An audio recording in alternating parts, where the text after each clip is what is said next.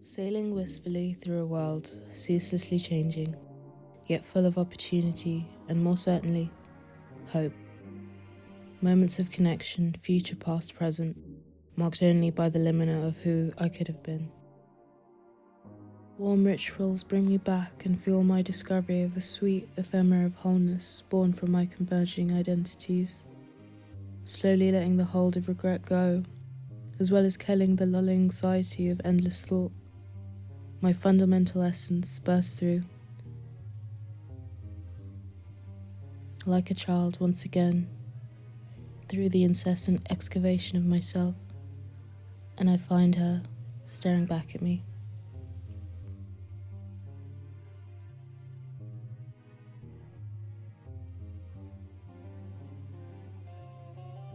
Slowly stroking and languidly layering countless washes of paint upon paint, applying an ineffable focus that has eluded me for a while, stuck looking at myself in between layers of continuously mottling skin. The rich greens sit atop a tender canary-hued spotlight. Her charcoal eyes betray a tempest of anxious thoughts. The page is too wet, and so am I mumble, possibly crying, whilst carrying on for hours, with a steely resolve and a resistance to outside distractions. I did not satiate the feelings of inadequacy by quitting on myself, but starting again, and then again, and then again. Stroke by stroke, I was confronted by my own gaze, repeatedly walking around my house for months before I finished, growing slowly fond of myself.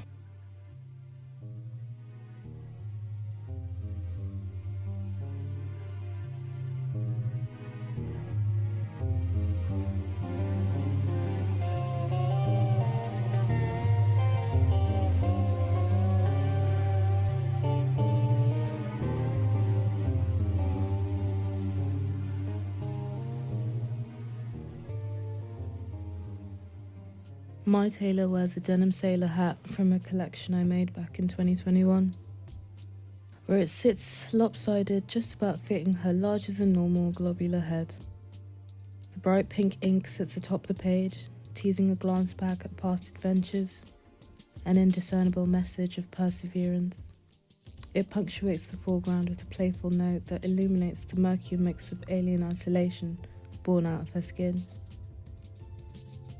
thus transmuting the joyous effects of societal labelling: black, Nigerian, African, weird, alien, no longer points of contention to be prodded at by manipulators of injustice, letting go of the burden of all the meretricious mistakes of my younger self, the drying blood serving a crucial reminder of the importance of community in the journey to self-acceptance, whether that's by strengthening my identity or the great expansion that I've met through the effervescent forces of energy who've greeted me along the way.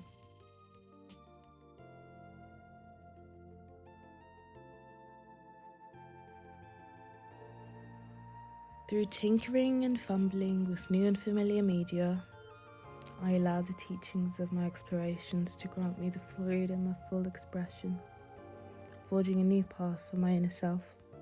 I transmute my sailor's grace and vulnerability back into the world, finally ready, or not, to move back into unrestricted presence within all areas of my life, and in all the environments I hope to move through.